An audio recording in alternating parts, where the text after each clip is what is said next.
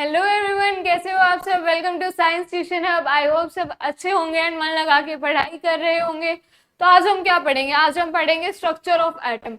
इससे पहले बच्चों हमने एटम्स एंड मॉलिक्यूल्स पढ़ा था। वहां पे हमने क्या बात की थी कि जो एटम है वो स्मॉलेस्ट पार्टिकल होता है, इनडिविजिबल पार्टिकल होता है। इनडिविजिबल मतलब जिसको फर्दर हम डिवाइड नहीं कर सकते। बट इस चैप्टर में हम देखेंगे कि atom can be further divided, उसको फर्दर डिवाइड कर सकते हैं। जो स्ट्रक्चर ऑफ एटम है बच्चों, वो उस टाइम तक हमें नहीं पता था। अब कुछ थ्योरीज दी गई स्ट्रक्चर ऑफ एटम को एक्सप्लेन करने के लिए, हम वो थ्योरीज पढ़ेंगे। फिर जो सब एटॉमिक पार्टिकल्स है वो कैसे डिस्ट्रीब्यूटेड है एक एटम के अंदर, उनकी अरेंजमेंट क्या है बच्चों, वो सब भी हम इस चैप्टर में देखेंगे। पहले हम देखेंगे जो चार्ज पार्टिकल्स हैं। चार्ज पार्टिकल्स बच्चों कौन से हैं? चार्ज पार्टिकल्स है इलेक्ट्रॉन एंड प्रोटॉन। पहले हम प्रोटॉन का देखते हैं। वो जो प्रोटॉन जो है, these are positively charge. Proton positively charge जो पार्टिकल्स हैं उनको नाम क्या दिया बच्चों? उनको नाम दिया प्रोटॉन। किसने उसकी डिस्कवरी की? ई गोल्डस्टीन ने। जो ई गोल्डस्टीन थे उन्होंने बताया कि जो एक एटम है उसके अंदर पॉजिटिवली चार्ज पार्टिकल होते हैं। पॉजिटिवली चार्ज पार्टिकल कैसे पता चला बच्चों? एक सेटअप देख रहे हो आप, this is a discharge tube.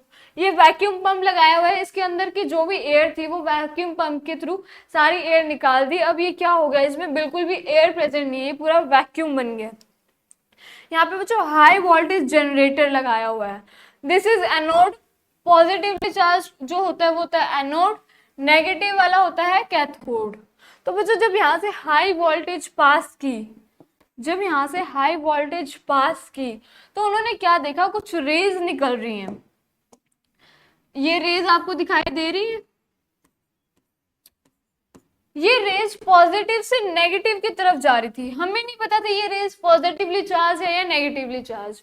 But अगर ये नेगेटिव की तरफ जा रही थी तो हमें पता चला कि these rays are positively charge rays. बच्चों जो नेगेटिव, देखो पॉजिटिव नेगेटिव को अट्रैक्ट करेगा, नेगेटिव पॉजिटिव को अट्रैक्ट करेगा, नेगेटिव नेगेटिव रिपेल करेंगे, पॉजिटिव पॉजिटिव रिपेल करेंगे। जैसे एक प्रोटॉन और एक प्रोटॉन साथ में रख दे तो वो रिपेल करेंगे। इलेक्ट्रॉन इलेक्ट्रॉन साथ में क्या करेंगे? रिपेल करेंगे। बट एक प्रोटॉन एंड एक इलेक्ट्रॉन है तो वो अट्रैक्ट करेंगे एक दूसरे को। तो अगर ये नेगेटिवली चार्ज कैथोड की तरफ जा रही थी, इसका मतलब दीज वर पॉजिटिवली चार्ज। इनको नाम क्या दिया बच्चों? इनको नाम दिया कैनार रेज। तो यहां से डिस्कवरी हुई बच्चों that there are positively charge particles. वो positively charge subatomic particles को क्या नाम दिया गया? उनको नाम दिया गया प्रोटॉन्स।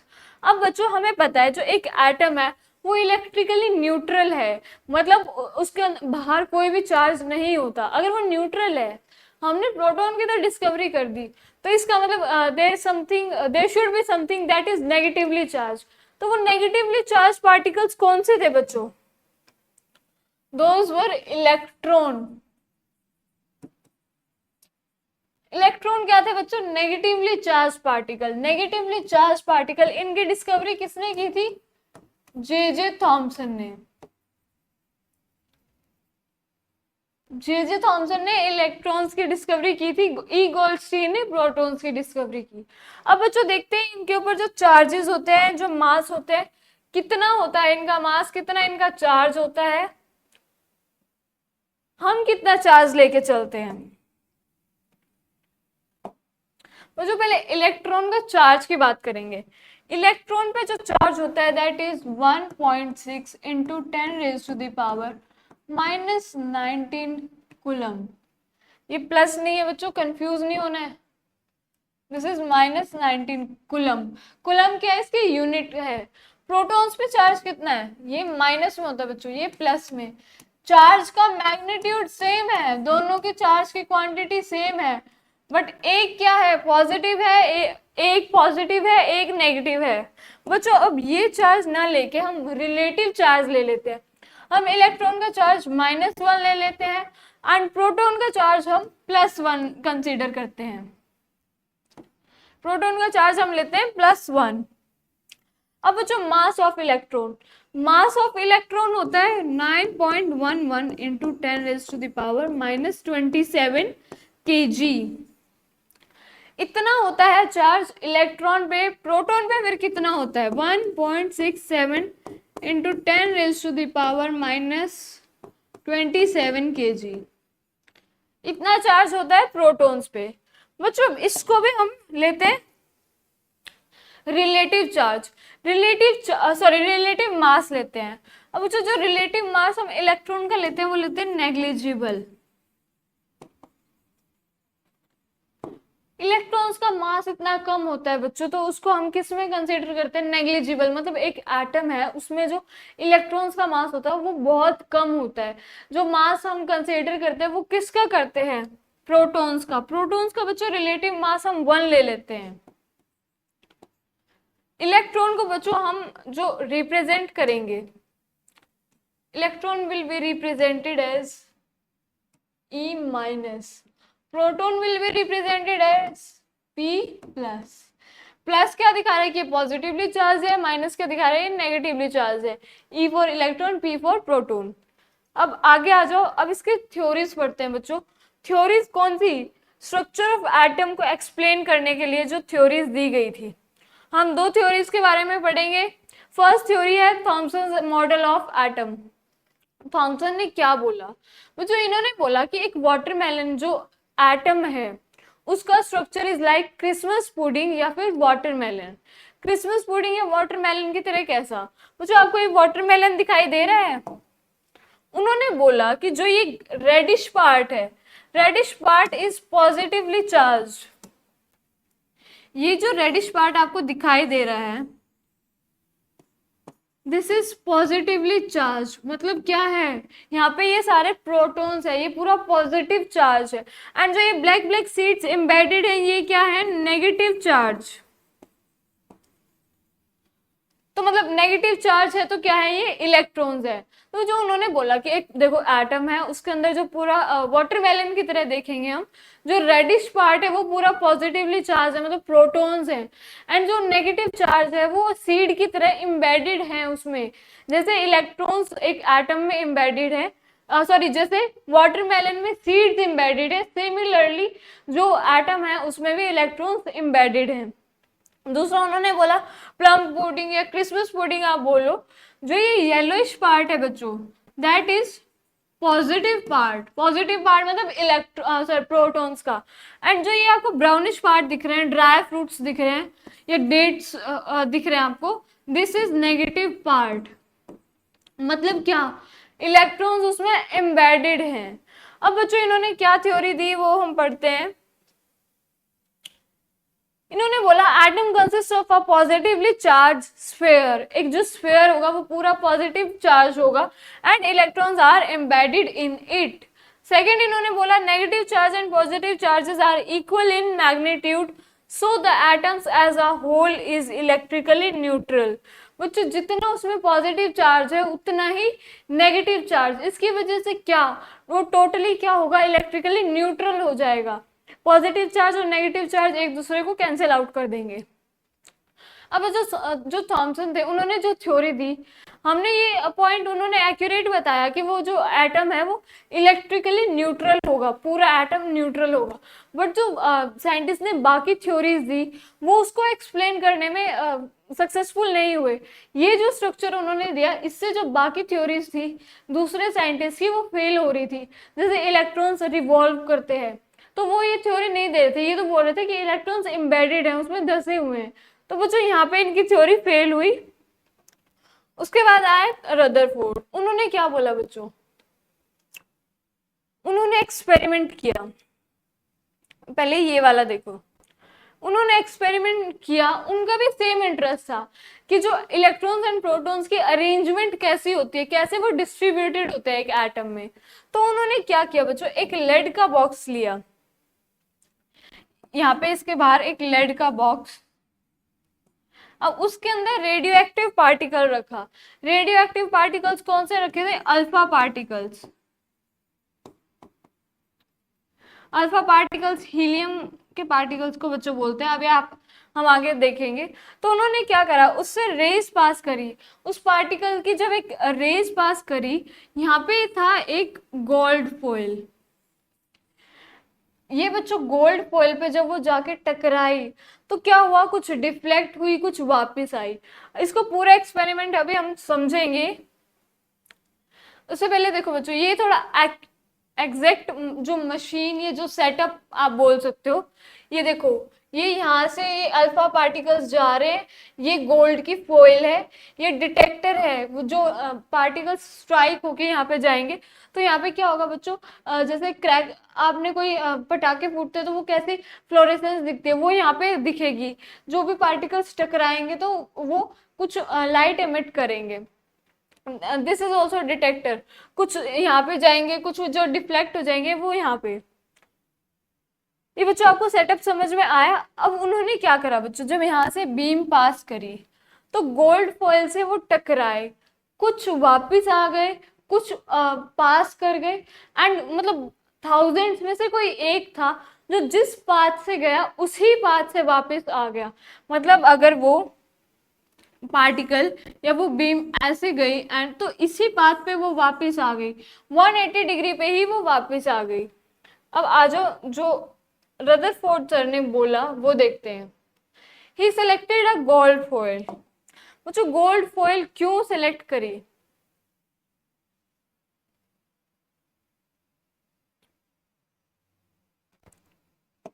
उन्होंने गोल्ड फॉइल बच्चों इसीलिए सिलेक्ट की क्योंकि गोल्ड फॉइल की जितनी हम चाहें उतनी थिन शीट्स ले सकते थे। उनको क्या चाहिए था, उनको बहुत थिन शीट चाहिए थी ताकि वो एक प्रॉपर देख पाए कि इतने एटम्स में से उन्होंने जो डिफ्लेक्शन हुई वो कैसे हुई। उनको बिल्कुल एक थिन चाहिए थी, जो शीट चाहिए थी। He selected gold foil because he wanted as thin layer as possible. The gold foil was about 1000 atoms thick. उसमें सिर्फ almost 1000 atoms थे, उससे ज्यादा नहीं थे बच्चों। अल्फा पार्टिकल्स, जो रेडियो एक्टिव मटेरियल लिया था, that was alpha particles are doubly charged helium ions. Doubly charged helium ion मतलब बच्चों this, these are alpha particles since they have a mass of 4u। Helium का मास कितना होता है, 4u होता है बच्चों, हमने पिछले चैप्टर में देखा था। 4u बोल दो या फिर 4amu। The fast moving alpha particles have a considerable amount of energy। उनमें क्या होता है, considerable मतलब अच्छी amount of energy present होती है। It was expected that alpha particles would be deflected by the subatomic particles in the gold foil। उन्होंने क्या एक्सपेक्ट किया था बच्चों, उन्होंने एक्सपेक्ट किया था कि जो अल्फा पार्टिकल्स होंगे वो डिफ्लेक्ट हो जाएंगे। Since the alpha particles were much heavier than the protons, he did not expect to see large deflections. बच्चों जब वो बीम पास करी तो जो डिफ्लेक्शंस थी उनको ये पता था कि डिफ्लेक्शन होगी, थोड़ी बहुत होगी, बट क्योंकि जो अल्फा पार्टिकल्स होते हैं वो काफी हैवियर होते हैं, जो सब एटॉमिक पार्टिकल्स उसके अंदर प्रेजेंट थे, तो उन्होंने क्या बोला, उन्होंने बोला कि मैंने डिफ्लेक्शन तो एक्सपेक्ट की थी बट इतनी ज्यादा डिफ्लेक्शन हो जाएगी दैट वाज नॉट एक्सपेक्टेड। अब बच्चों उन्होंने क्या ऑब्जर्वेशन की, उन्होंने देखा बच्चों, मैंने आपको बताया कुछ पार्टिकल्स क्या थे, पास आउट हो गए, मैक्सिमम जो पार्टिकल्स थे वो उससे पास कर गए, कुछ पार्टिकल्स ने डिफ्लेक्शन शो की, एंड 1000 में से कोई एक या दो पार्टिकल ने क्या किया, वो जिस एंगल पे गए मतलब स्ट्रेट गए एंड स्ट्रेट ही वो वापस आ गए। मतलब क्या, 180 डिग्री डिफ्लेक्शन हुआ उनमें। देखो, most of the fast moving particles passed straight through the gold foil, which was undeflected, मतलब उनमें डिफ्लेक्शन नहीं हुआ, जैसे गए थे वो स्ट्रेट पास कर गए। इसका मतलब उन्होंने इससे क्या ऑब्जर्व किया कि जो वो एटम्स है उनमें ज्यादातर स्पेस क्या है, एम्प्टी है, क्योंकि ज्यादातर जो बीम पास की थी वो उससे पास कर गई। इसका मतलब most of the space is empty. Some of the alpha particles were deflected by the coil by some angle, कुछ एंगल पे डिफ्लेक्शन शो हुई। Surprisingly, 1 out of every 12,000 particles appear to rebound। बच्चों 12,000 particles में से कुछ particle rebound कर गए, मतलब ऐसे गए और इसी पाथ पे वापस आ गए 180 डिग्री पे। अब इसको रदरफोर्ड ने क्या बोला, देखो, this result was almost as incredible as if you fire a 15-inch shell at a piece of tissue paper and it comes back and hits you। उनकी लैंग्वेज ये थी बच्चों कि जैसे एक 15 इंच का शेल एक टिश्यू पेपर पे आप मारो तो वो आपको पता है कि वो उसे पास कर जाएगी, बट वो वापस आपकी ही तरफ आ जाए तो ये कितना सरप्राइजिंग होगा कि भाई वो उसको आर पार कर जानी चाहिए थी, वो इतनी बड़ी शेल वो वापस कैसे आ गई। तो इतना ही सरप्राइजिंग क्या था, ये एक्सपेरिमेंट था, एक्सपेरिमेंट के रिजल्ट्स थे। तो अब देखो, ये देखो बच्चों,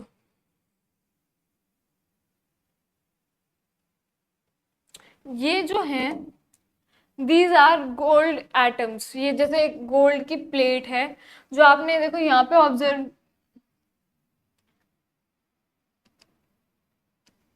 देखो बच्चों यहाँ पर ये जो थी ये आपको अब और अच्छे से समझ में आएगा।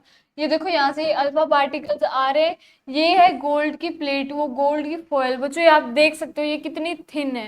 एंड जो बीम्स देखो इसे पास कर गई, वहां पे बोला था ना most of the beams pass straight, तो वो स्ट्रेट को उन बीम को पास जो पास हुई उनको डिटेक्ट किसने किया, डिटेक्टर ने। एक यहाँ पे लगा हुआ था, एक यहाँ पे, जो ऐसे पास कर गई उनको यहाँ पे डिटेक्ट हुई, जो डिफ्लेक्ट कर गई वो डिफ्लेक्ट करके वो कहाँ पर, यहाँ पर उनको डिटेक्ट किया। अब आ जाओ इसे यहाँ पर, देखो बच्चों ये गोल्ड फॉयल है, इसमें ये एटम्स हैं गोल्ड के, ये जो आप देख रहे हो ये न्यूक्लियस देख रहे हो। अब बच्चों देखो ये अल्फा पार्टिकल्स की, जो अल्फा पार्टिकल्स की बीम है वो पास हो रही है, मोस्ट ऑफ द बीम क्या हो रही है बच्चों, स्ट्रेट पास हो गई। कुछ ने क्या किया बच्चों, डिफ्लेक्शन शो किया, किसी एंगल पे डिफ्लेक्शन, मतलब वो वापस आ गई, स्ट्रेट ना जाके वो किसी एंगल पे डिफ्लेक्ट कर गई। देखो यहाँ पे क्या हुआ, डिफ्लेक्शन शो हुआ, ये क्या हुआ बच्चों, डिफ्लेक्शन शो हुआ। बट एक या दो रेज जिस पाथ पे गई उसी पाथ पे वो क्या हुई, वापस आ गई, रीबाउंड हुई वो। तो बच्चों ये क्या था बच्चों, देखो अब ध्यान से समझना, हमने बोला अल्फा पार्टिकल्स क्या है, He2+, क्या ये पॉजिटिवली चार्ज पार्टिकल है, यस ये पॉजिटिवली चार्ज पार्टिकल है। हमने बोला मोस्ट ऑफ द स्पेस जो एटम में क्या है वो है एम्प्टी है, जहां से ये रीबाउंड हुई, मतलब क्या बच्चों, यहाँ पे कोई पॉजिटिवली चार्ज पार्टिकल होगा, बहुत ज्यादा इकट्ठा होगा। देखो हीलियम एटम क्या थे, उन्होंने बोला ना कि बहुत जो हीलियम एटम है वो हैवियर होते हैं, तो कोई यहाँ पे बहुत ज्यादा पॉजिटिवली चार्ज पार्टिकल होगा, तभी क्या हुआ ये रीबाउंड कर गया। तो इससे ये पता चला कि वो बिल्कुल सेंटर में प्रेजेंट होगा। अगर ये यहाँ पे किसी एंगल से, मतलब सेंटर से, जैसे ये न्यूक्लियस है, न्यूक्लियस में क्या होगा बच्चों, पॉजिटिवली चार्ज पार्टिकल होंगे, तो अगर ये यहाँ पे गए तो इन्होंने कुछ डिफ्लेक्शन शो कर दी। बट अगर बिल्कुल सेंटर में आप देखो यहाँ पे कोई गया तो वो रीबाउंड हो गया, उसी उससे वापस आ गया। तो इससे उन्होंने क्या बताया कि जो भी पॉजिटिव मास है वो सारा कहाँ पे एक्यूमुलेटेड है, वो सारा सेंटर पे एक्यूमुलेटेड है, और मोस्ट ऑफ द स्पेस क्या है, एम्प्टी है। अब रदरफोर्ड के कंक्लूजन्स बच्चों आ जाओ। रदरफोर्ड ने जो कंक्लूजन दिए बच्चों, उससे पहले उन्होंने एक देखो थोड़ी एक्टिविटी के थ्रू ये चीज बताई हमें कि सपोज करो आप, एक बच्चा खड़ा है, उसके सामने कोई दीवार है, वो जैसे जैसे उस पर बॉल फेंक रहा है, वो ब्लाइंड फोल्डेड है, उसकी आंखों पे पट्टी बंधी हुई है, वो बॉल फेंक रहा है, तो उसको हर बॉल की आवाज सुनाई देगी। इसका मतलब क्या, हर बॉल वहां पे स्ट्राइक करेगी। बट अगर फेंसिंग लगी हुई है, जैसे तारें लगी हुई हैं, और अगर वो उस पे बॉल्स फेंके तो उसको सारी बॉल्स की आवाज सुनाई नहीं देगी। क्यों, क्योंकि बहुत सारी क्या होंगी, पास कर जाएंगी, क्योंकि वहां पे बहुत सारा स्पेस क्या है, एम्प्टी है, जिससे कि वो बॉल पास कर पा रही है। सेम किसकी तरह, गोल्ड फॉइल की तरह, जो एटम्स है उनमें बहुत सारा स्पेस एम्प्टी है, तो जो रेज थी वो उसे पास कर गई। अगर वो स्पेस एम्प्टी नहीं होता, मतलब पूरा मास उसमें एक्यूमुलेटेड होता, तो क्या होता बच्चों, वो जो बीम है वो डिफ्लेक्ट बैक होती, जो पीछे डिटेक्टर था उस पर वो बीम्स दिखाई नहीं देती। तो उन्होंने कंक्लूजन दिए Most of the space inside the atom is empty because most of the alpha particles pass through the gold foil without getting deflected. Deflect नहीं हुए, वो सीधा पास कर गए। जैसे फेंसिंग का मैंने एग्जांपल दिया कि जो फेंसिंग थी, अगर कोई बॉल फेंकेंगे तो वो उसके आर पार चली जाएगी क्योंकि वो स्पेस का है, वहां पे एम्प्टी है। तो most of the space empty है, तो मोस्ट ऑफ द बॉल क्या है, उससे पास आउट हो जाएंगी। सिमिलरली उन्होंने यहाँ पे ऑब्जर्व किया, very few particles were deflected from there path. बहुत कम पार्टिकल्स थे बच्चों जो डिफ्लेक्ट बैक हुए, जो किसी एंगल पे डिफ्लेक्ट हुए, indicating that positive charge of the atom occupies a very little space. इससे क्या पता चल रहा है बच्चों, बहुत कम पार्टिकल्स, मतलब बहुत कम स्पेस जो होगा वो ऑक्यूपाई किया होगा किसने, पॉजिटिव चार्ज ने। बाकी सारा स्पेस कैसा है, एम्प्टी है। A very small fraction of alpha particles were deflected by 180 degree। बहुत कम particles क्या थे, 180 डिग्री पे, मतलब rebound हो गए, indicating that all the positive charge and mass of the gold atom were concentrated in a small volume within the atom। मतलब क्या, जो पूरा एक, जैसे ये एटम है गोल्ड, ये गोल्ड फॉइल का एक एटम लिया, तो इन्होंने क्या बोला, मोस्ट ऑफ द जो उसका मास है बच्चों, देखो इलेक्ट्रॉन का मास तो हम नेग्लिजिबल ले रहे हैं, हम बोल रहे हैं प्रोटॉन जो है वो है पॉजिटिवली चार्ज। बच्चों वो सेंटर में एक्यूमुलेटेड होगा, सेंटर में एक्यूमुलेटेड होगा, बहुत कम स्पेस लेगा, ज्यादातर स्पेस एम्प्टी होगा। और क्योंकि जो इससे टकराया सिर्फ वही वापस आया, और वापस क्या सर, बहुत कम आए, तो इन्होंने बोला कि मोस्ट ऑफ द स्पेस क्या है, एम्प्टी है, and mass of the gold atoms were concentrated in a very small volume with in the atom, और बहुत कम वॉल्यूम में, और सेंटर पे एक्यूमुलेटेड है पॉजिटिव चार्ज, मतलब पूरा पॉजिटिव चार्ज है, उसी का ही मास है ना बच्चा प्रोटॉन्स का। इलेक्ट्रॉन्स का तो मास ही नेग्लिजिबल है, तो पूरा मास कहाँ, सेंटर पे एक्यूमुलेटेड है, कॉन्सेंट्रेटेड है।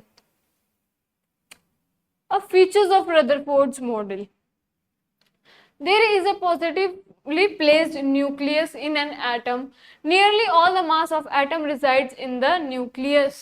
जब बच्चों हम तो बोल ही रहे हैं, हम इतनी देर से क्या बात बोल रहे हैं कि प्रोटॉन्स है, प्रोटॉन्स का ही मास होता है। अगर प्रोटॉन सेंटर में है तो इसका मतलब उसका पूरा मास कहाँ पे है, सेंटर में, उसके न्यूक्लियस में मास है। वो जो प्रोटॉन और न्यूट्रॉन का मास होता है, न्यूट्रॉन के बारे में हम आगे स्टडी करेंगे। Electron revolves around the nucleus in a well circular path. Electrons क्या कर रहे हैं बच्चों, इन्होंने एक चीज बोली कि प्रोटॉन का तो क्या है, सेंटर में एक्यूमुलेटेड है, और जो इलेक्ट्रॉन्स है वो सर्कुलर पाथ में क्या कर रहे हैं, रिवॉल्व कर रहे हैं। बट इनका सर्कुलर पाथ ये नहीं था बच्चों, अभी इनका ड्रॉबैक भी देखेंगे। Size of nucleus is very small as compare to the size of atom.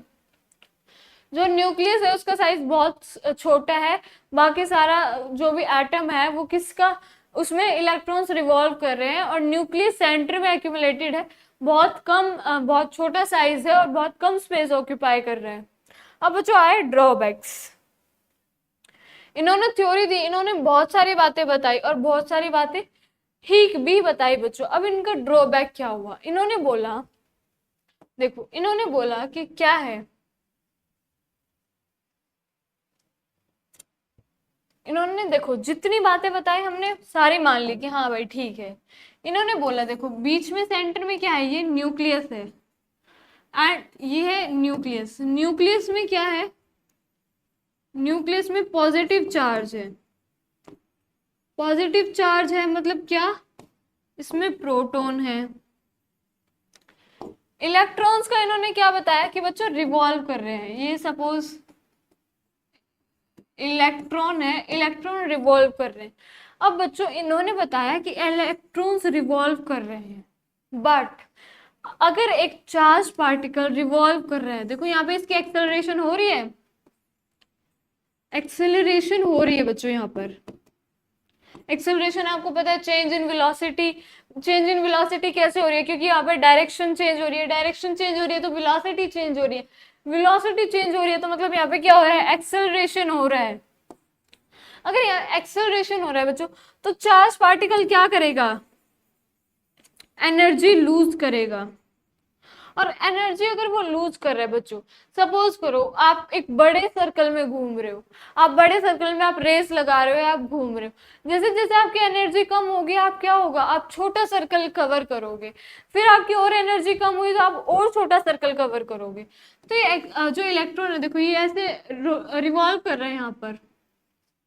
तो अब क्या है, चार्ज पार्टिकल अगर रिवॉल्व कर रहा है तो ये अपनी एनर्जी लूज कर रहा है, एनर्जी लूज करेगा तो फिर ये और छोटा सर्कल कवर करेगा, उसके बाद ये और छोटा सर्कल कवर करेगा, उसके बाद और छोटा circle, and at the end क्या होगा, ये न्यूक्लियस के अंदर गिर जाएगा इलेक्ट्रॉन। तो अगर ये इलेक्ट्रॉन न्यूक्लियस के अंदर गिर गया तो इसका मतलब तो ये क्या है बच्चों, ये स्टेबल ही नहीं होगा। बट हमने पढ़ा है कि एटम क्या है, एटम स्टेबल है। एटम अगर स्टेबल है और यहाँ पर क्या हो रहा है, इलेक्ट्रॉन एनर्जी लूज करते करते क्या करेगा, इसमें ही गिर जाएगा। तो यहाँ पे तो स्टेबिलिटी प्रूव ही नहीं हुई। तो रदरफोर्ड क्या हुआ, रदरफोर्ड स्टेबिलिटी को प्रूव करने में वो गलत साबित हुए, वो स्टेबिलिटी को प्रूव नहीं कर पाए। अब आओ यहाँ पे, the revolution of electron in a circular path is not expected to be stable. Any particle in a circular orbit would undergo acceleration. During acceleration, charged particle would radiate energy. Radiate करेंगे क्या, energy radiate करेंगे। Thus, revolving electron would lose energy and finally fall into the nucleus. And जैसे जैसे वो उनकी energy lose होंगी तो वो क्या करेंगे, एक टाइम आएगा जब वो न्यूक्लियस में ही गिर जाएंगे। If this were so, the atom should be highly unstable. अगर ऐसा होता तो एटम क्या होना चाहिए था, बहुत अनस्टेबल होना चाहिए था। बट हमने तो देखा एटम बहुत ज्यादा स्टेबल होते हैं। Hence matter would not exist in the form that we know. बच्चों फिर देखो एटम से क्या मिल रहा है, एटम से मिल मिल के तो कोई मैटर बन रहा है ना। अब जैसे ये पेन है, इसमें बहुत सारे एटम्स है, अगर वो स्टेबल नहीं होते तो क्या ये मैटर स्टेबल होता, नहीं होता।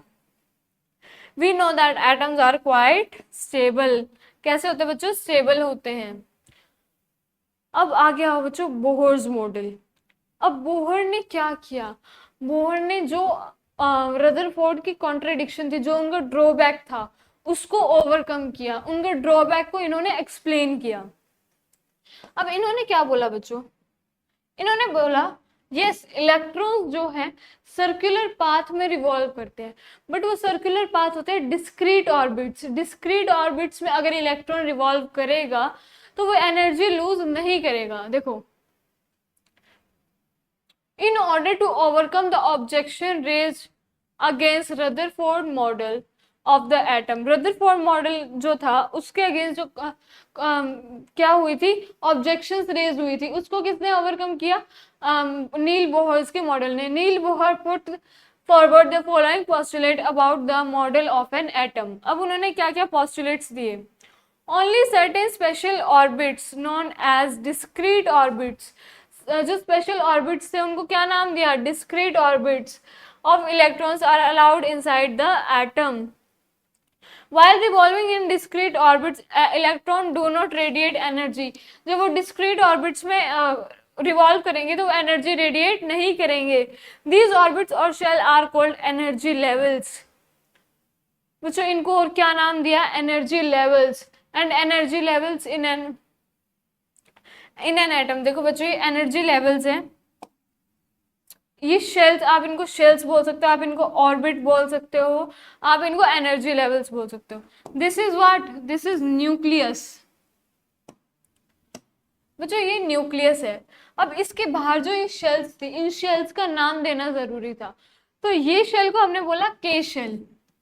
This is L M N, and जैसे जैसे आगे शेल बढ़ेगी तो हम और उसका नाम देते जाएंगे, K L M N O, but इतनी की जरूरत नहीं होती है। तो K shell, L shell, M shell, N shell. अब इनको नंबर के अकॉर्डिंग, ये फर्स्ट शेल जो सबसे अंदर होगी बच्चों, न्यूक्लियस का सबसे पास होगी, that would be first shell. तो ये वाली शेल कौन सी होगी, फर्स्ट शेल होगी बच्चों। ये वाली शेल कौन सी होगी, सेकेंड। ये शेल नेक्स्ट थर्ड, ये फिर फोर्थ शेल। अब बच्चों हमने शेल्स के नाम के एल एम एन दे दिया, हमने उसमें क्या बता दिया, नंबर के according, this is first shell, second shell, third shell, fourth shell. अब बच्चों एनर्जी की बात करते हैं। अब बात करते हैं किसकी, एनर्जी की। तो बच्चों जो सबसे अंदर वाली शेल होती है, फर्स्ट शेल, इसकी एनर्जी सबसे लेस होती है। इसकी एनर्जी क्या होती है? सबसे कम होती है। जैसे जैसे शेल्स हम बाहर जाते हैं, एनर्जी क्या होती है? Energy increases. बच्चों थोड़ा सा ब्रॉड माइंड से सोचो। देखो हमने रदरफोर्ड में क्या बोला था कि बाहर जैसे जैसे एनर्जी ज्यादा होगी, अंदर आते जाएंगे तो वो क्या, एनर्जी कम होती जाएगी। ठीक है, वही सेम चीज आप इधर सोचो। जो सबसे अंदर वाला शेल है, इसकी एनर्जी सबसे कम है। इसकी एनर्जी अगर सबसे कम है तो ये क्या स्टेबल होगा? सबसे ज्यादा स्टेबल ये वाला, फिर ये उससे कम स्टेबल, क्योंकि इसकी एनर्जी उससे कम है बच्चों। तो एनर्जी जैसे जैसे बढ़ेगी, स्टेबिलिटी क्या होती है? कम होती है बच्चों। एनर्जी बढ़ती है, स्टेबिलिटी कम होती है। अब आगे देखो, न्यूट्रॉन्स। अब बच्चों हमने बोला था न्यूक्लियस में न्यूट्रॉन और प्रोटॉन्स दोनों होते हैं। तो बच्चों देखो क्या ऑब्जर्व किया, जब हमने एटम का मास लिया, जैसे आपने कार्बन का देखा होगा, कार्बन का एटॉमिक नंबर जो होता है वो होता है, एटॉमिक नंबर हमने थोड़ा पिछले चैप्टर में भी पढ़ा था एंड अभी आगे भी हम लेंगे, तो एटॉमिक नंबर होता है 6, बट उसका मास कितना? मास होता है 12। एटॉमिक मास कितना? 12। तो बच्चों ये चीज, अब जो उसका मास लिया गया, हमने तो बोला सारा मास सेंटर में है। सेंटर में है, सेंटर में क्या है? प्रोटॉन्स है। प्रोटॉन्स का हमने मास, हमें मास पता चल गया जैसे। तो उन्होंने बोला कि जो मास आना चाहिए था जितना, उससे ज्यादा आ रहा है। तो उससे ज्यादा मास आ रहा था, तो इसका मतलब वहां पे कुछ ना कुछ और भी पार्टिकल प्रेजेंट है, कोई और भी सब एटॉमिक पार्टिकल है। बट हमने बोला पॉजिटिव और नेगेटिव है, तो पॉजिटिव नेगेटिव ने एक दूसरे को जो है कैंसिल आउट कर दिया, तो इलेक्ट्रॉन, एटम तो न्यूट्रल है, बट मास क्या है? ज्यादा। तो फिर डिस्कवरी हुई न्यूट्रॉन्स की। न्यूट्रॉन्स में बच्चों क्या बोला गया? Neutrons are neutral. न्यूट्रल मतलब there is no charge, charge नहीं होता है न्यूट्रॉन्स पे। बच्चों डिस्कवरी किसने की थी? जे कैडविक ने। उन्होंने क्या बोला कि जो न्यूट्रॉन्स है, they are neutral, they do not have any charge. बच्चों उनका चार्ज नहीं है बट मास है। मास कितना? Mass is equals to atomic mass of atom minus protons, mass of protons। बच्चों न्यूट्रॉन का मास कितना होगा? जो देखो उसका टोटल मास है, एटॉमिक मास, उसमें प्रोटॉन्स ने जो मास ऑक्यूपाई कर लिया, एटॉमिक मास में से हम प्रोटॉन्स का मास सब्ट्रैक्ट कर देंगे तो हमें क्या मिल जाएगा? हमें मास ऑफ न्यूट्रॉन्स मिल जाएगा। बच्चों एक एटम जिसमें न्यूट्रॉन एब्सेंट होता है, दैट इज हाइड्रोजन। हाइड्रोजन में न्यूट्रॉन क्या होता है बच्चों? एब्सेंट होता है। हाइड्रोजन में जो न्यूक्लियस होता है, न्यूक्लियस में ओनली प्रोटॉन प्रेजेंट होगा, न्यूट्रॉन एब्सेंट होगा। बाकी सब में क्या होता है? न्यूट्रॉन प्रेजेंट होता है। न्यूट्रॉन का कोई चार्ज नहीं होता है बच्चों, बट न्यूट्रॉन का मास डेफिनेटली होता है। तो न्यूट्रॉन का हम देखो चार्ज कितना बताएंगे? चार्ज न्यूट्रॉन का 0। मास हम कितना लेते हैं बच्चों? ये वैसे मास निकालने का, बाकी हम जो रिलेटिव मास लेते हैं हम 1 लेते हैं, जितना हम प्रोटॉन का लेते हैं। तो जो न्यूट्रॉन्स है उसका मास भी हम क्या लेंगे? 1 लेंगे। अब आ जाओ एटॉमिक नंबर पे। अब हम देखते हैं atomic number. The total number of protons lying in the nucleus of any atom is known as atomic number, is called the atomic number। बच्चों जो भी देखो, एटॉमिक नंबर हम बोलेंगे जितने भी उसमें प्रोटॉन्स प्रेजेंट है उनका, जितने भी प्रोटॉन्स प्रेजेंट है उनका जो नंबर होगा उसी को हम बोलेंगे एटॉमिक नंबर। सपोज जैसे कार्बन है, कार्बन का मैंने ऊपर बताया एटॉमिक नंबर कितना 6। इसका मतलब क्या है, इसमें 6 प्रोटॉन्स प्रेजेंट है। अब इसको हम ऐसे बोल रहे हैं कि इसमें 6 प्रोटॉन्स प्रेजेंट है, इसीलिए इसका एटॉमिक नंबर क्या है, इसका एटॉमिक नंबर 6 है। तो ऑक्सीजन, ऑक्सीजन में 8 प्रोटॉन्स प्रेजेंट है, इसका इसलिए इसका एटॉमिक नंबर कितना है, 8 प्रेजेंट, 8 है atomic number. N atomic number is the identity of an atom. Definitely बच्चों, किसी एटम की आइडेंटिटी क्या होगी, उसका नंबर, एटॉमिक नंबर कितना है। बिकॉज एटॉमिक मास में आप अभी देखेंगे कि कुछ एटम्स का सेम हो सकता है, तो एटॉमिक नंबर क्या होती है, उसकी आइडेंटिटी होती है। Changing the atomic number means changing the atom. अगर हम एटॉमिक नंबर सपोज मैंने 6 की जगह 7 बोल दिया, ये 8 की जगह 9 बोल दिया, तो फिर वो एटम चेंज हो जाएगा। 6 की जगह अगर मैं बोलती हूँ किसी का एटॉमिक नंबर कितना है, 7 एटॉमिक नंबर, तो वो क्या होगा बच्चों, दैट वुड बी नाइट्रोजन। अगर मैंने बोल दिया 9 एटॉमिक नंबर, तो 8 के बाद 9 होगा फ्लोरीन का, फिर वो हम ये नहीं बोलेंगे ऑक्सीजन का। बच्चों देखो, एक एलिमेंट है, सपोज गोल्ड है, गोल्ड में जितने भी एटम्स प्रेजेंट होंगे सबका एटॉमिक नंबर क्या होगा, जो गोल्ड का एटॉमिक नंबर होगा। ऑक्सीजन है, ऑक्सीजन के जितने भी एटम्स प्रेजेंट होंगे सबका एटॉमिक नंबर सेम होगा, सबका मास भी सेम होगा। बच्चों जितना एक ऑक्सीजन का मास उतना ही सभी ऑक्सीजन का mass. Atomic number is denoted by Z। जो हम एटॉमिक नंबर को किससे डिनोट करते हैं, atomic number is denoted by Z। Atomic number is equals to number of proton, एक minute, atomic number is equals to number of proton और number of electron of a neutral atom. बच्चों देखो, एक neutral atom है, neutral atom में क्या होता है, न्यूट्रल एटम में number of proton and electron are equal. जितने नंबर ऑफ प्रोटॉन होंगे उसमें उतने ही नंबर ऑफ इलेक्ट्रॉन भी होंगे। चार्ज, जो चार्ज एटम होगा उसमें क्या होगा बच्चों, इलेक्ट्रॉन्स लूज करता है वो, तो उसमें क्या होगा, फिर इलेक्ट्रॉन का नंबर अलग होगा, प्रोटॉन का नंबर उतना ही रहेगा। तो जो एक न्यूट्रल एटम है जिसमें मतलब कोई भी चार्ज नहीं है, तो उसमें हम बोलेंगे एटॉमिक नंबर, हम यूजुअली हम बोलेंगे नंबर ऑफ प्रोटॉन्स, बट अगर वो न्यूट्रल एटम है तो हम उसको बोल सकते हैं नंबर ऑफ इलेक्ट्रॉन्स भी हम कंसीडर कर सकते हैं, only for a neutral atom. अब आपको एटॉमिक नंबर समझ में आ गया। अब हम देखेंगे मास नंबर। बच्चों जितने उसमें प्रोटॉन्स और न्यूट्रॉन्स प्रेजेंट है, जो न्यूक्लियस में प्रोटॉन्स एंड न्यूट्रॉन्स प्रेजेंट है, उसका जब हम बोलेंगे टोटल नंबर, तो हम क्या बोलेंगे उसको, mass number. It is the sum of total number of protons and number of neutrons lying in the nucleus of an atom. Mass number क्या है बच्चों, mass number is protons plus neutrons. बच्चों जो न्यूक्लियस में proton and neutron present है, उसका जो जितने number of proton and neutron present है उसका हम जब टोटल नंबर लेते हैं तो उसको हम क्या बोलते हैं, मास नंबर। जैसे आप लोग कार्बन, कार्बन में प्रोटॉन्स प्रेजेंट है बच्चों 6, कार्बन में न्यूट्रॉन भी कितने होते हैं, 6 होते हैं, तो कार्बन का मास नंबर कितना होगा बच्चों, कार्बन का मास नंबर 12। इसको किससे डिनोट करते हैं बच्चों, इसको ए से डिनोट करते हैं।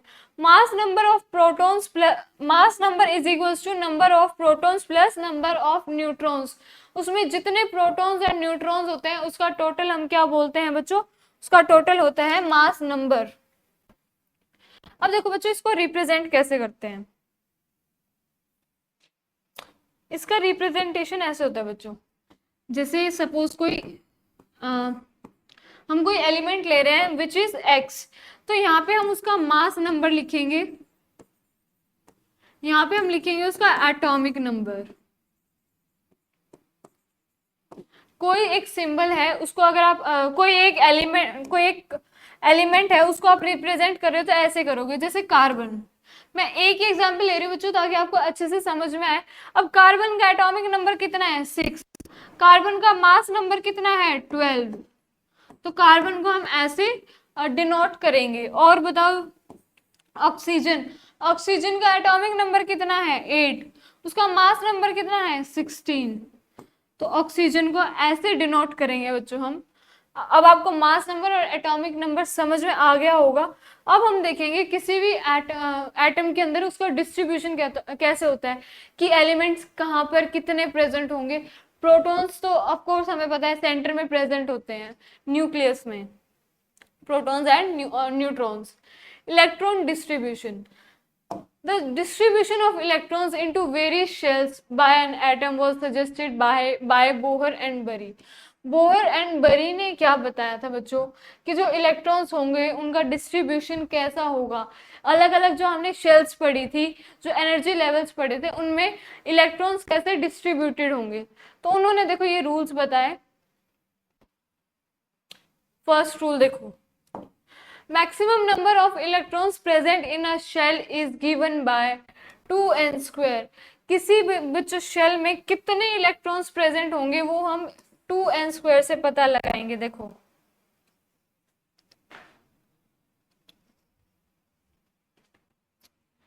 देखो 2n square, n is number of shell.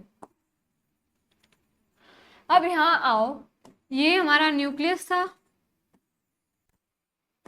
KLMN।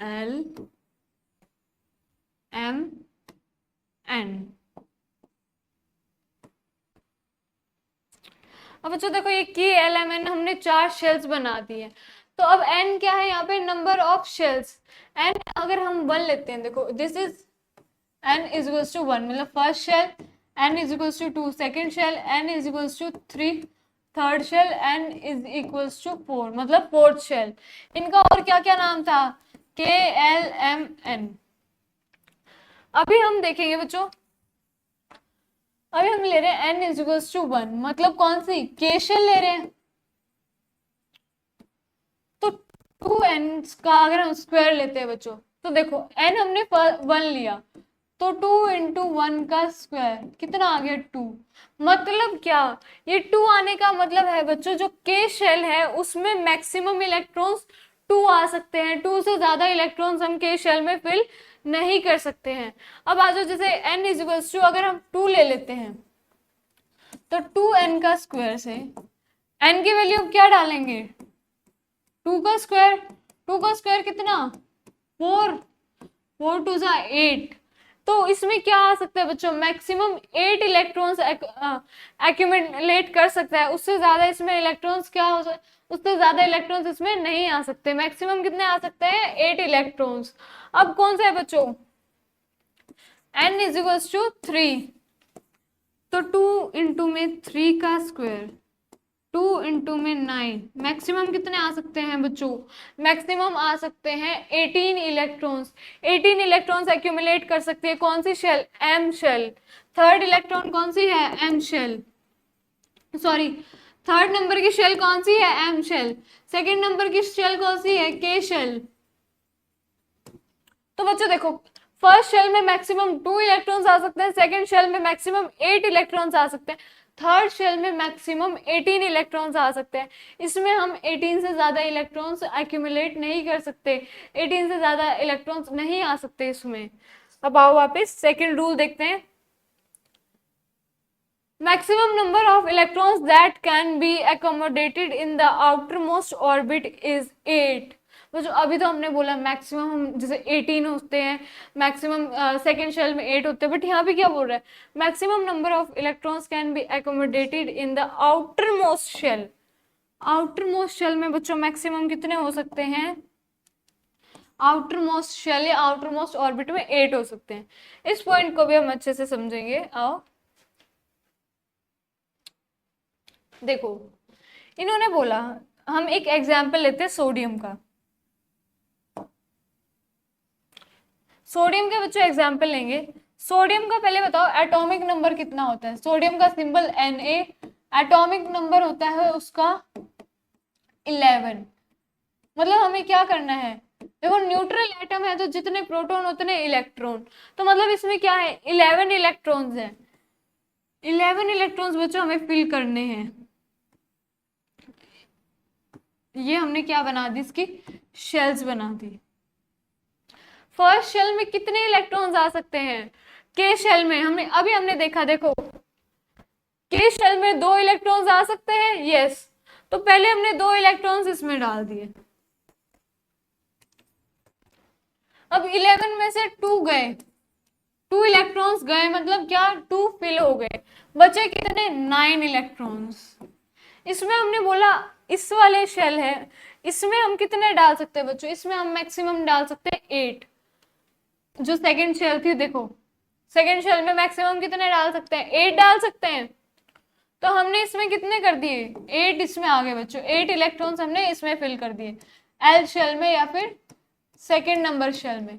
अब जो थर्ड है, अब 2 हो गए, 8 हो गए, टोटल कितने हो गए? 10। हमें कितने भरने हैं? एक और इलेक्ट्रॉन किस में आ गया? आउटर मोस्ट शेल में एक इलेक्ट्रॉन आ गया। तो ये एक जनरल फिल हो गया। अब देखो बच्चों, सपोज करो हम लेते हैं कैल्शियम। कैल्शियम का कितना है? 20। कैल्शियम का जो एटॉमिक नंबर है वो 20। अब हमें 20 फिल करने हैं, हम कैसे करेंगे? इधर आओ, न्यूक्लियस के एल एम शेल। अब बच्चों देखो, कैल्शियम में पहले हम 2 फिल करेंगे। के में मैक्सिमम कितने आ सकते हैं? 2 आ सकते हैं, हमने ये 2 फिल कर दिए। इसमें कितने आगे? 2 आगे। एल में कितने आ सकते हैं मैक्सिमम? एल में कितने आ सकते हैं? 8 आ सकते हैं। हमने इसमें 8 इलेक्ट्रॉन्स फिल कर दिए। 8 इलेक्ट्रॉन्स इसमें फिल हो गए, 2 इसमें फिल हो गए, टोटल कितने हो गए? 10 इलेक्ट्रॉन्स फिल हो गए। कितने बचे? 10 इलेक्ट्रॉन्स बचे।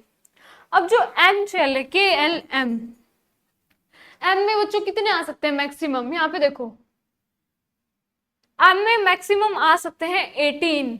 हमें कितने भरने हैं?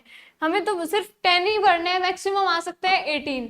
बट जो हमने यहाँ पे ये पॉइंट देखा कि आउटर मोस्ट शेल में मैक्सिमम 8 आ सकते हैं, तो अगर हम यहाँ पर, तो ये आउटर मोस्ट शेल हो जाएगी। अगर यहाँ पे हम 10 भर दें तो ये आउटर मोस्ट शेल हो गई, बट आउटर मोस्ट शेल में सिर्फ 8 आ सकते हैं बच्चों। तो यहाँ पे हम कितने इलेक्ट्रॉन्स भरेंगे? 8 भरेंगे। और जो कितने बचे? 2 इलेक्ट्रॉन्स। 2 इलेक्ट्रॉन्स हम इससे बाहर वाली शेल में, के एल एम एन शेल में बाकी के 2 इलेक्ट्रॉन्स भर देंगे। तो इसका मतलब देखो, यहाँ पे 10 इलेक्ट्रॉन्स आ सकते थे, इसकी कैपेसिटी कितनी है? 18 की, और हम तो सिर्फ 10 ही भर रहे थे। बट ये रूल बोलता है कि 10 नहीं डाल, सॉरी, आप इसमें मैक्सिमम 8 ही डाल सकते हो, 8 से ज्यादा नहीं डाल सकते। तो अगर हम इसमें मैक्सिमम 8 डाल सकते हैं, तो 8 हमने इसमें डाल दिए, बाकी इलेक्ट्रॉन्स किसमें? नेक्स्ट शेल में। तो यहाँ पे 2 8 10 की कॉन्फ़िगरेशन ना लेके हम लेंगे 2 8 8 2। टोटल कितने हो गए? Total electrons 20। तो 20 इलेक्ट्रॉन्स के बच्चों आपको अरेंजमेंट समझ में आई? यहाँ पे हमने 10 क्यों नहीं रखे? क्योंकि रूल बोल रहा है कि मैक्सिमम आउटर मोस्ट में 8 ही हो सकते हैं। अगर हम इसमें डालते तो हमें पता है आउटर मोस्ट होती, और आउटर मोस्ट में 8 हो सकते हैं, 10 नहीं हो सकते। तो इसलिए हमने क्या किया? 2 इलेक्ट्रॉन्स नेक्स्ट शेल में डाल दिए। अब थर्ड रूल क्या बोलता है? Atoms are not accommodated in a given shell unless the inner shells are completely filled। बच्चों ये रूल तो हमने अभी किया है ना, ये तो अभी हमने किया। देखो ये बोल रहे हैं कि पहले जो अंदर वाली शेल है, जब तक वो फिल ना हो जाए तब तक हम अगली शेल नहीं भरेंगे। हम पहले के शेल को पूरा फिल करेंगे। के शेल में 2 इलेक्ट्रॉन्स आ गए, यस। उसके बाद हम कौन सी फिल करेंगे? फिर हम एल शेल फिल करेंगे, उसके बाद एम। ऐसा नहीं हो सकता कि हमने एम में, सपोज यहाँ पे देखो 8 इलेक्ट्रॉन्स आ गए हैं, हम ऐसा नहीं कर सकते कि एल ना भर के सबसे पहले हमने एम भर दी, मतलब एल को हमने एम्प्टी छोड़ दिया, जितने उसमें आ सकते थे उतने ना भर के पहले हमने एम में भर दिए। तो ये रूल को कॉन्ट्रेडिक्ट करेगा, ये रूल को सेटिस्फाई नहीं करेगा। तो सबसे पहले हम इनर मोस्ट शेल फिल करेंगे। सबसे पहले ये शेल फिल होगी, फिर ये, and then the last one. अब आगे आओ, ये देखो बच्चों,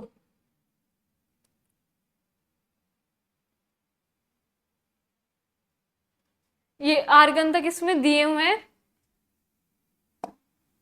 देखो फर्स्ट कौन सा होता है? H4 hydrogen.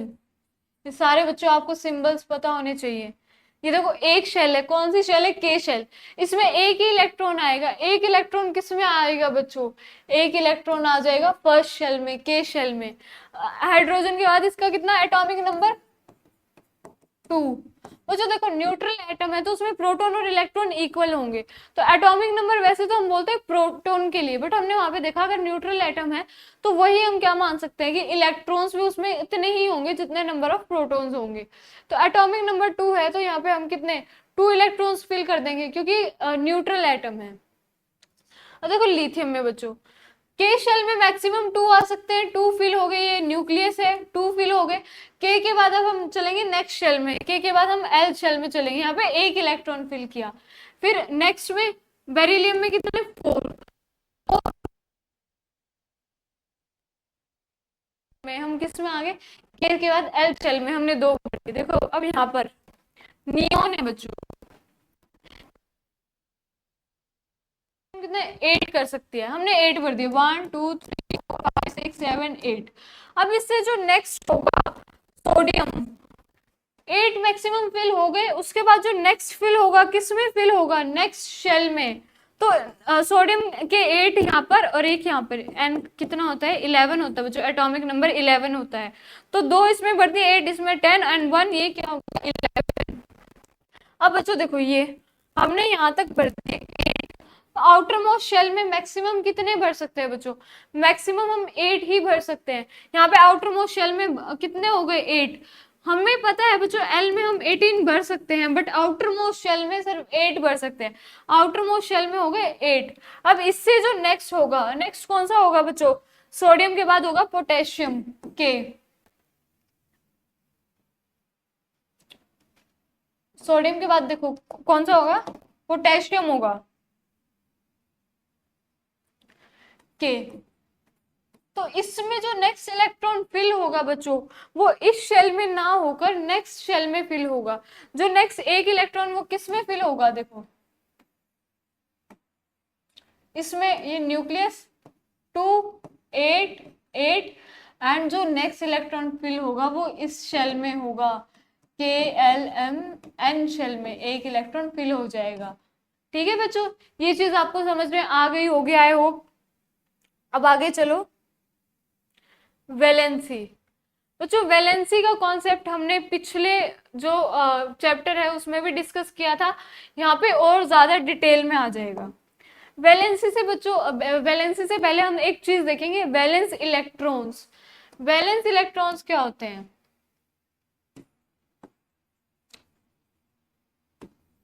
वैलेंस इलेक्ट्रॉन्स बच्चों जो आउटर मोस्ट शेल में इलेक्ट्रॉन प्रेजेंट होंगे, आउटर मोस्ट शेल में जो भी इलेक्ट्रॉन्स प्रेजेंट होंगे या जितने भी इलेक्ट्रॉन्स प्रेजेंट होंगे वो क्या होंगे, वैलेंस इलेक्ट्रॉन्स होंगे बच्चों। जो भी, जैसे देखो इधर आओ,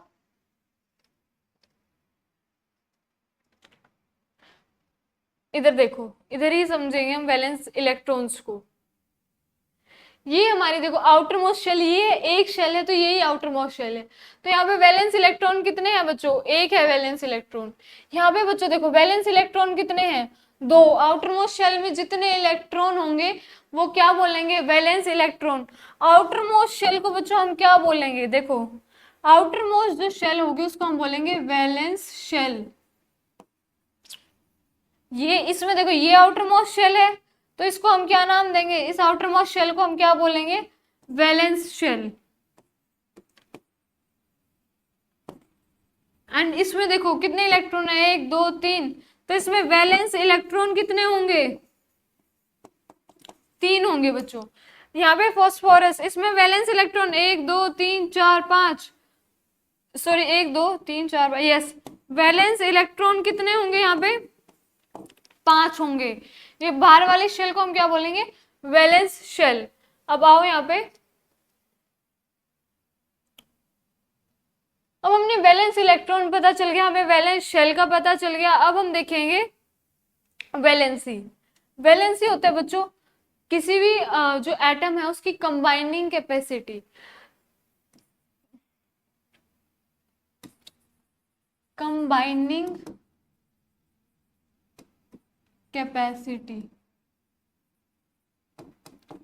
बच्चों देखो, एटम है कोई भी, वो इलेक्ट्रॉन्स दे भी सकता है, इलेक्ट्रॉन्स ले भी सकता है, एंड इलेक्ट्रॉन्स की शेयरिंग भी कर सकता है। तो देखो, जैसे हाइड्रोजन है, हाइड्रोजन का ये एक इलेक्ट्रॉन प्रेजेंट है, ये एक इलेक्ट्रॉन दे सकता है, एंड इसमें मैक्सिमम कितने आ सकते हैं, 2 आ सकते हैं। तो ये क्या कर सकता है, एक इलेक्ट्रॉन को ले भी सकता है, ले भी सकता है। अब बच्चों जैसे इधर आओ, जैसे हीलियम है, हीलियम का बच्चों एटॉमिक नंबर कितना, एटॉमिक नंबर होता है 2। अब हीलियम का जो एटॉमिक नंबर है वो 2 है। ये न्यूक्लियस के शेल, ये 2 इलेक्ट्रॉन्स बच्चों आ गए। हमें पता है के शेल में मैक्सिमम 2 इलेक्ट्रॉन्स आ सकते हैं, तो इसमें और इलेक्ट्रॉन लेने की कैपेसिटी नहीं है। अगर ये और इलेक्ट्रॉन ले नहीं सकता तो बच्चों यहाँ पे इसकी क्या होगी, वैलेंसी 0 होगी बच्चों, यहाँ पे इसकी वैलेंसी 0 होगी, क्योंकि ये बच्चों वो क्या है, कंबाइनिंग कैपेसिटी। ये जो इलेक्ट्रॉन है बच्चों, ये जो एटम है, दिस इज स्टेबल, क्योंकि 2 चाहिए थे, 2 इसके पास हैं। अब जैसे नेक्स्ट देखो, नेक्स्ट हम देखते हैं सपोज सोडियम का। सोडियम का एटॉमिक नंबर होता है बच्चों 11। अगर 11 इसका एटॉमिक नंबर है, देखो बच्चों डिस्ट्रीब्यूशन भी आप देखते जाओ, के शेल में 2 आ गए, नेक्स्ट में कितने आएंगे, 8, 3, 4, 5, 6, 7, 8 इलेक्ट्रॉन्स आ गए। ये क्या है, न्यूक्लियस है। अब उससे नेक्स्ट शेल में कितने आ गए बच्चों, 1 आ गया। बच्चों आउटर मोस्ट शेल में अगर 8 इलेक्ट्रॉन्स हैं तो वो शेल स्टेबल होगी। देखो 2 टर्म्स हैं, ऑक्टेट, ड्यूप्लेट, मतलब 2 इलेक्ट्रॉन्स वाला स्टेबल होगा। 2 इलेक्ट्रॉन्स वाला सिर्फ बच्चों हीलियम होता है जो कि स्टेबल होता है, एंड बाकी सारे ऑक्टेट मतलब 8 इलेक्ट्रॉन्स। बच्चों जिस भी एटम में आउटर मोस्ट शेल में 8 इलेक्ट्रॉन्स होंगे वो स्टेबल होगी। अब स्टेबल तो हर कोई होना चाहता है, हर कोई चाहता है ना कि मैं स्टेबल हूं। तो यहाँ पे बच्चों देखिए 1 इलेक्ट्रॉन एक्स्ट्रा आ गया, अभी 1 इलेक्ट्रॉन की वजह से स्टेबल नहीं हो पा रहा है। तो ये क्या करेगा, ये अपने 1 इलेक्ट्रॉन देने की कोशिश करेगा। 1 इलेक्ट्रॉन देके आउटर मोस्ट शेल में कितने हो जाएंगे, आउटर मोस्ट शेल में 8 इलेक्ट्रॉन्स आ जाएंगे। और हमने बोला अगर आउटर मोस्ट शेल में 8 इलेक्ट्रॉन्स आ जाते हैं तो वो क्या हो जाती है, वो स्टेबल हो जाती है। 1 इलेक्ट्रॉन देके ये स्टेबल हो जाएगी। तो सोडियम की वैलेंसी हम क्या बोलेंगे, सोडियम की वैलेंसी होगी बच्चों 1। 1 इलेक्ट्रॉन देके इसने क्या करा है, इसे स्टेबिलिटी अटेन करी, क्योंकि आउटर मोस्ट शेल में 8 इलेक्ट्रॉन्स। अब आ जाओ और एग्जांपल देखते हैं।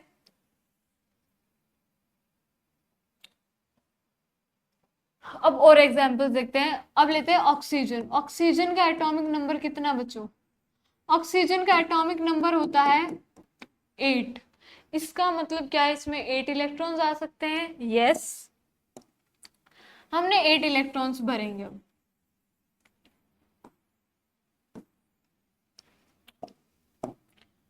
पहली शेल में मैक्सिमम कितने आ सकते हैं, 2 आ सकते हैं। हमने 2 इलेक्ट्रॉन्स डाल दिए, ये क्या है, न्यूक्लियस है। नेक्स्ट शेल में मैक्सिमम कितने आ सकते हैं, 8 आ सकते हैं। बट यहाँ तो 8 टोटल है, 2 कर दिए, तो नेक्स्ट शेल में हम कितने भरेंगे, 6 इलेक्ट्रॉन्स भरेंगे। 1 2 3 4 5 6 इलेक्ट्रॉन्स बच्चों यहाँ पे हमने फिल कर दिए। अब हमने बोला कि ये स्टेबल कब होगा, स्टेबल तो ये तब होगा ना जब इसमें 8 इलेक्ट्रॉन्स फिल हो जाएंगे। अगर आउटर मोस्ट शेल में 8 इलेक्ट्रॉन्स आ जाए तो ये क्या हो जाएगा, ये स्टेबिलिटी अटेन कर लेगा। अब बच्चों एक बात बताओ, 6 इलेक्ट्रॉन लूज करना आसान होगा या 2 इलेक्ट्रॉन गेन, 2 इलेक्ट्रॉन लेना आसान होगा या 6 इलेक्ट्रॉन देना आसान होगा। डेफिनेटली 2 इलेक्ट्रॉन लेना आसान होगा, 6 इलेक्ट्रॉन देना क्या होगा, मुश्किल होगा।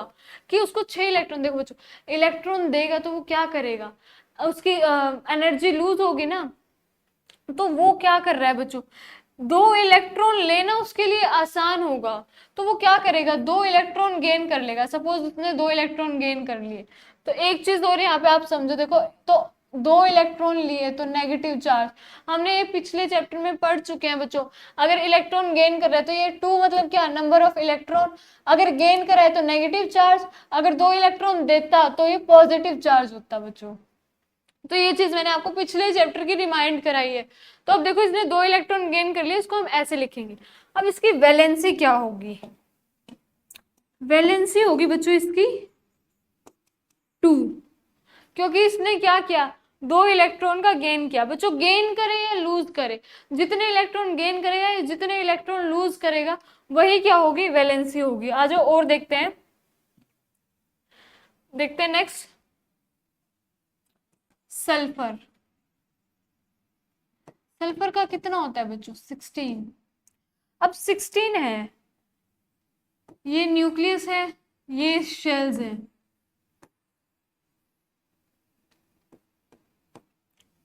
अब देखो के शेल मैक्सिमम 2 ले सकता है, ये कितने ले सकता है, 8, 1 2 3 4 5 6 7 8।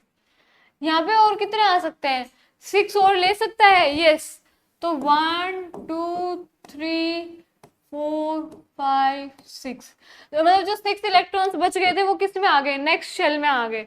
तो क्या इसकी जो इलेक्ट्रॉन्स जितने फिल होने थे वो पूरे हो गए, 2 + 8 10 + 6 16।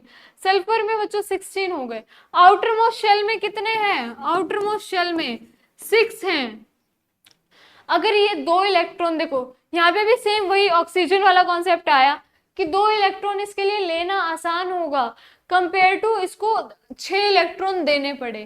तो 6 दो इलेक्ट्रॉन लेके इसने कितनी वैलेंसी कर ली, वैलेंसी इसकी हो गई 2। क्यों, क्योंकि दो इलेक्ट्रॉन लेके ये क्या कर सकता है, ये अपना स्टेबिलिटी बना सकता है।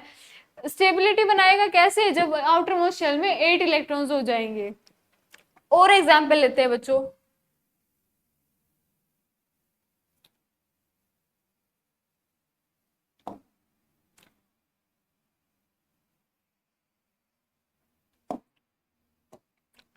कौन सा एग्जाम्पल है, चलो फ्लोरीन लेते हैं।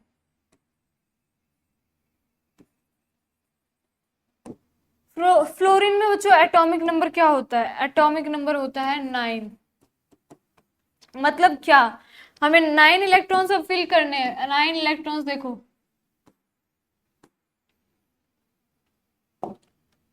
दो इलेक्ट्रॉन्स बच्चों यहाँ फिल हो गए, सॉरी दो इलेक्ट्रॉन्स के शेल में फिल हो गए, बचे कितने, दो इलेक्ट्रॉन्स फिल हो गए, 7 और फिल करने हैं, 7 नेक्स्ट शेल में, 1 2 3 4 5 6 7। बच्चों जैसे मैंने पहले यहाँ पे दो इलेक्ट्रॉन बना दी थी, ये गलती नहीं करनी। सबसे पहले हम सबसे छोटी शेल फिल करेंगे, के शेल, उसके बाद एल शेल, ये क्या हमारा न्यूक्लियस। तो यहाँ पे देखो बच्चों 7 इलेक्ट्रॉन्स आ गए।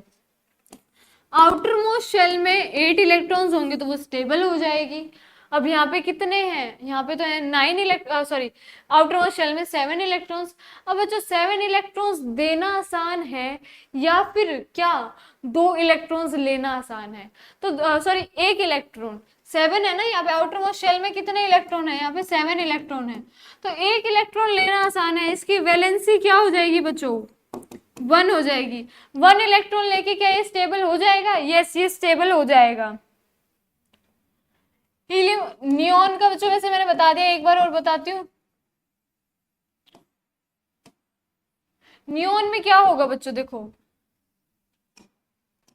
यहां पर एटॉमिक नंबर होगा 10, दो इलेक्ट्रॉन के शेल में, बाकी देखो 8 इलेक्ट्रॉन्स,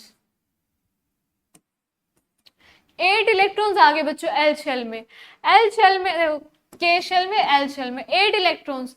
और यही क्या है, आउटर मोस्ट शेल है, आउटर मोस्ट शेल में अगर 8 इलेक्ट्रॉन्स आ गए तो ये क्या है बच्चों, स्टेबल है, स्टेबल है। इसको ना ही इलेक्ट्रॉन लेने की जरूरत ना ही इलेक्ट्रॉन देने की जरूरत, तो वैलेंसी क्या हो जाएगी, 0 हो जाएगी। भाई आउटर मोस्ट शेल में हम बोल रहे हैं मैक्सिमम 8 होगा तो स्टेबल होगा, यहाँ पे 8 है, इसका मतलब ये स्टेबल है, तो ना ही ये लेना चाहेगा ना ही ये क्या करना चाहेगा, डोनेट करना चाहेगा। अब एक और देखते हैं, दिस वुड बी लास्ट। कौन सा देखे बच्चों, कौन सा देखा जाए बताओ। बोरोन लेते हैं। बोरोन का एटॉमिक नंबर कितना होता है बच्चों, बोरोन का एटॉमिक नंबर होता है 5। आप सबको पता होगा जो बोरोन है उसका एटॉमिक नंबर 5 होता है, मतलब 5 इलेक्ट्रॉन्स आ सकते हैं। तो इसको भी हम फिल करते हैं इलेक्ट्रॉन्स इसमें।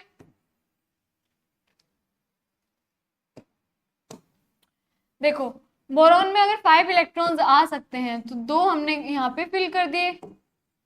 कितने इलेक्ट्रॉन्स बचे, 3 इलेक्ट्रॉन्स, वो हमने नेक्स्ट शेल में फिल कर दिए। नेक्स्ट शेल में हमने 3 इलेक्ट्रॉन्स फिल कर दिए। अब बच्चों आउटर मोस्ट शेल में कितने इलेक्ट्रॉन हैं, आउटर मोस्ट शेल में 3 इलेक्ट्रॉन्स हैं। स्टेबिलिटी कब आएगी, जब 8 इलेक्ट्रॉन्स होंगे। 8 इलेक्ट्रॉन्स ये एक्यूमुलेट कर सकता है ना, तो 8 इलेक्ट्रॉन्स पे क्या होगी, 8 इलेक्ट्रॉन्स पे स्टेबिलिटी आएगी। अब बच्चों मुझे ये बताओ, 3 इलेक्ट्रॉन देना आसान है या फिर 5 इलेक्ट्रॉन लेना। यहाँ पे अगर ये 3 इलेक्ट्रॉन दे तो 3 इलेक्ट्रॉन देना आसान होगा और 5 इलेक्ट्रॉन लेना बहुत मुश्किल होगा, क्योंकि बच्चों सारा जो खेल हुआ है एनर्जी का, एनर्जी लॉस होगी, एनर्जी गेन होगी। तो बच्चों 3 इलेक्ट्रॉन देने में ये सोचेगा 3 इलेक्ट्रॉन देके अगर मुझे स्टेबिलिटी मिल रही है। यहाँ पे स्टेबिलिटी कौन सी होगी, ऑक्टेट वाली। देखो 3 इलेक्ट्रॉन दे सकता है ना, ये 3 इलेक्ट्रॉन देना आसान है, तो इसकी वैलेंसी हो गई 3। अब यहाँ पे 2 इलेक्ट्रॉन्स आ जाएंगे, 3 देखिए 2 आ गए, तो यहाँ पे क्या बना देगा बच्चों, ये बना देगा डुप्लेट बना देगा यहाँ पे। और बच्चों मैक्सिमम वैलेंसी जो हो सकती है, मैक्सिमम वैलेंसी हो सकती है 4, मिनिमम वैलेंसी 0। अब एक टेबल देखते हैं, टेबल के थ्रू हमने सारे सारे उसमें 1 to 20 के आ जाएंगे हमारे पास। आ जाओ,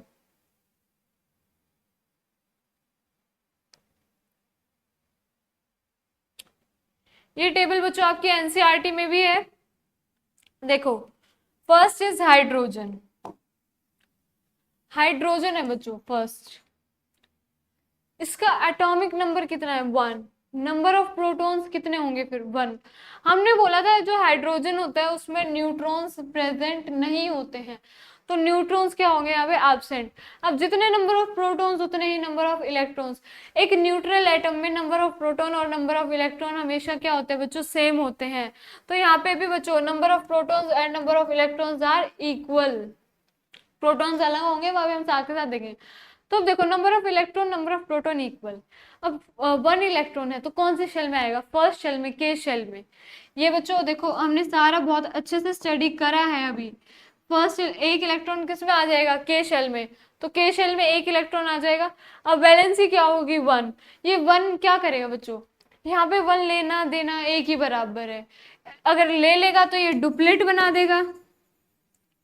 एक ही बराबर है मैंने क्यों बोला, क्योंकि ये ले भी सकता है ये दे भी सकता है। अगर एक ले लेगा तो ये डुप्लेट बना देगा, स्टेबल हो जाएगा। अगर एक दे देगा तो बच्चों ये एटम ही एग्जिस्ट नहीं करेगा, एटम ही खत्म हो जाएगा, उसमें इलेक्ट्रॉन्स ही नहीं होंगे, तो वो कैसे एग्जिस्ट करेगा। ओके।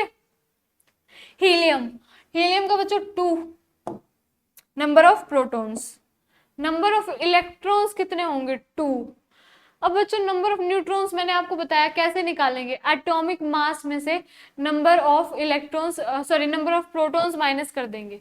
एटॉमिक मास में से नंबर ऑफ प्रोटॉन क्यों माइनस कर रहे हैं, याद करो, थोड़ा रिवाइंड अपने दिमाग पे जोर डालो। हमने बोला सारा मास किसमें है, न्यूक्लियस में। मास किस किस का, प्रोटॉन्स का एंड न्यूट्रॉन्स का। एटॉमिक मास में से अगर प्रोटॉन का मास निकाल देंगे तो किसका बचेगा, न्यूट्रॉन्स का मास बचेगा। तो यहाँ पे कितने बच्चों, नंबर ऑफ न्यूट्रॉन्स 2 है, sorry not mass, number of protons बच्चों हम कंसीडर करेंगे कि number of protons and number of neutrons, number of protons में से number sorry total number of proton, total number of जो उसमें atoms present, total number of जो protons है उसमें से एटॉमिक मास में से प्रोटॉन्स का माइनस कर देंगे। सॉरी सॉरी मैं कंफ्यूज हो गई। अच्छा उसके बाद 2 किस में आ जाएंगे, के शेल में। वैलेंसी कितनी 0, क्योंकि 2 क्या है, स्टेबल है, डुप्लेट बना रहे हैं। लिथियम बच्चों, लिथियम का क्या है, एटॉमिक नंबर 3 है। तो 3 में देखो नंबर ऑफ प्रोटॉन भी 3 होंगे, नंबर ऑफ इलेक्ट्रॉन्स भी 3 होंगे। नंबर ऑफ न्यूट्रॉन्स बच्चों, number of neutrons 4। Atomic mass कितना होता है बच्चों? लिथियम का कितना होता है बच्चों? 9 होता है, 7 होता है। जो लिथियम का मास कितना है? 7। उसमें नंबर ऑफ प्रोटॉन्स कितने हैं? नंबर ऑफ प्रोटॉन्स देखो 3 है ना, तो नंबर ऑफ न्यूट्रॉन्स कितने आ गए? 4 आ गए। एटॉमिक मास जो था उसमें से आप प्रोटॉन्स को माइनस कर दोगे तो क्या आ जाएगा? नंबर ऑफ न्यूट्रॉन्स आ जाएंगे। 7 उसका एटॉमिक मास है लिथियम का, आपने पिछले चैप्टर में पढ़ा होगा। उसके बाद उसमें क्या नंबर ऑफ प्रोटॉन्स कितने हैं? 3 हैं। और उस आप उसको माइनस कर दोगे तो आपके पास क्या आ जाएंगे? Number of neutrons. अभी कैसे डिस्ट्रीब्यूट होंगे? 2 इसमें आ जाएंगे। नेक्स्ट आयल शेल में कितना? 1। एंड वैलेंसी कितनी? 1। जो एक दे के ये स्टेबिलिटी अटेन कर लेगा, बट अगर इसको 7 लेने पड़े, आउटर मोस्ट शेल में अगर 8 होंगे, देखो एल शेल है, इसमें मैक्सिमम कितने? 8 स्टेबल होंगे, तो इसको 7 लेना इसके लिए डिफिकल्ट होगा, बट 1 इसको डोनेट करना इसके लिए इजी होगा। तो वैलेंसी क्या हो जाएगी? 1 हो जाएगी बच्चों। अब इधर देखो ऑक्सीजन का, देखो ऑक्सीजन का 8 number of protons, 8 number of neutrons, electrons and 8 he number of क्या होंगे? न्यूट्रॉन्स। अब इसका डिस्ट्रीब्यूशन कैसे होगा? 2 6। एल शेल में 6 आ गए बच्चों। अब यहाँ पे वैलेंसी हमने कैसे निकाली? 8 माइनस 6 करके कितनी वैलेंसी आ गई? 2। क्योंकि उसके लिए 6 देना मुश्किल होगा बट 2 लेना आसान होगा, तो वैलेंसी कितनी हो गई? 2। बच्चों ऐसे ही आपको ये सारे देखो, इस सारे आपको अच्छे से याद होने चाहिए, आपको टिप्स पे होने चाहिए। Now concept is isotopes. Isotopes क्या होते हैं बच्चों? Elements which have same atomic number but different mass number. बच्चों जिसमें एटॉमिक नंबर क्या हो? सेम हो, और मास नंबर डिफरेंट हो। जैसे हमने वहां पे बोला था C12 आइसोटोप, हमने पिछले चैप्टर में जब एटॉमिक मास निकाल रहे थे। तो बच्चों देखो कार्बन आइसोटोप क्या होंगे बच्चों? एटॉमिक जो नंबर होगा, एटॉमिक नंबर इसका, दोनों का एटॉमिक नंबर अलग अलग होगा। एक का 12, एक का 14, बट जो मास होगा, मास क्या होगा? सॉरी, मेरा माइंड ब्लैंक हो गया, मैंने वहां पे कंफ्यूज हो गई थी। देखो इसमें क्या बोल रहा है? Same atomic number. Atomic number देखो कार्बन है, कार्बन का एटॉमिक नंबर कितना होता है? 6 होता है। मास नंबर क्या होगा? मास नंबर होगा डिफरेंट, एक का होगा 12, एक का होगा बच्चों 14। तो देखो यहाँ पे मास नंबर अलग अलग है बट एटॉमिक नंबर सेम है, तो ये क्या है? ये है isotope. The chemical properties of isotope are similar but physical properties are different. बच्चों इनकी केमिकल प्रॉपर्टीज सेम होंगी बट फिजिकल प्रॉपर्टीज क्या होंगी? अलग अलग होंगी। एप्लीकेशंस देखो, आइसोटोप में और बताती हूँ आपको, एप्लीकेशन से पहले और आइसोटोप्स देखते हैं। एक मैंने आपको कार्बन का बताया, क्लोरीन का बच्चों एटॉमिक नंबर क्या होगा? दोनों का सेम होगा, बट जो मास नंबर होगा, मास नंबर क्या? एक का 35 और एक का कितना होता है बच्चों? 37 होता है। तो मास एटॉमिक नंबर दोनों का सेम होगा बट क्या होगा? मास नंबर अलग अलग होगा। आपको पता होगा क्लोरीन का हम लेते हैं बच्चों 35.5, तो यहाँ पे हम क्या ले रहे हैं बच्चों? यहाँ पे हम एवरेज मास ले रहे हैं। इन दोनों का जो एवरेज आता है वो हम लेंगे और उससे हमारे पास जो ये आता है, ये आता है 35.5। यहाँ पे हम एक्यूरेट एक का नहीं लेते हैं, यहाँ पे हम एवरेज लेते हैं। तो आपने क्लोरीन का देख लिया, कार्बन का, तो इनका क्या है बच्चों? एटॉमिक नंबर सेम है बट मास नंबर क्या है? इसका 35 है, इसका 37 है। अब इसके क्या देखेंगे हम? एप्लीकेशंस देखेंगे। Uranium isotope is used as a fuel in nuclear reactor, and isotope of cobalt is useful in the treatment of cancer, and isotope of iodine is used in the treatment of goiter। बच्चों ये इसके isotopes हैं, इनके क्या क्या uses हैं? जैसे cobalt का आइसोटॉप कैंसर के ट्रीटमेंट में यूज होता है, आयोडीन का आइसोटॉप जो होता है वो किस में? गोइटर के जो ट्रीटमेंट है उसमें यूज होता है। अब आ जाओ आइसोबार्स पे। आइसोबार्स क्या होता है बच्चों? आइसोबार्स होते हैं जिनका मास नंबर सेम होता है बट एटॉमिक नंबर अलग अलग होता है। Atoms of the elements which have same mass number but different atomic number. Different होगा उसका क्या, एटॉमिक नंबर। जैसे आर्गन एंड कैल्शियम, आर्गन का एटॉमिक नंबर होता है बच्चों 18, कैल्शियम का एटॉमिक नंबर होता है 20, बट दोनों का मास होता है बच्चों 40। तो यहाँ पे ये क्या हुए, ये हुए आइसोबार। आइसोबार मतलब क्या, मास नंबर तो सेम है बच्चों बट एटॉमिक नंबर क्या है, अलग अलग है। आइसोटॉप्स में बच्चों देखो, आइसोटॉप्स में क्या था, same atomic number but different mass number. अब जो मैं इसको कैसे याद रखती थी, देखो जो चीज सेम है, सेम क्या है, देखो एटॉमिक हम कैसे लिखते हैं, एटॉमिक, देखो आइसोटॉप, इधर top, Tom, top and Tom, तो ये दोनों क्या है, सेम सेम है। तो यह इसका मतलब क्या, atomic number same and different mass number. तो मैंने ऐसे ट्रिक बना के से याद किया था। आपके पास अपनी कोई खुद की ट्रिक है तो वो यूज कर सकते हैं, अदरवाइज ये ट्रिक से भी आप याद कर सकते हैं। एंड आइसोबार्स भी उसका अपोजिट हो जाएगा, इसमें क्या होगा, मास नंबर सेम होगा बट एटॉमिक नंबर अलग अलग होगा। आई होप बच्चों आपको ये सारा समझ में आया होगा। यहाँ पे हमारा चैप्टर एंड होता है। ऑल द बेस्ट बच्चों, बाय बाय।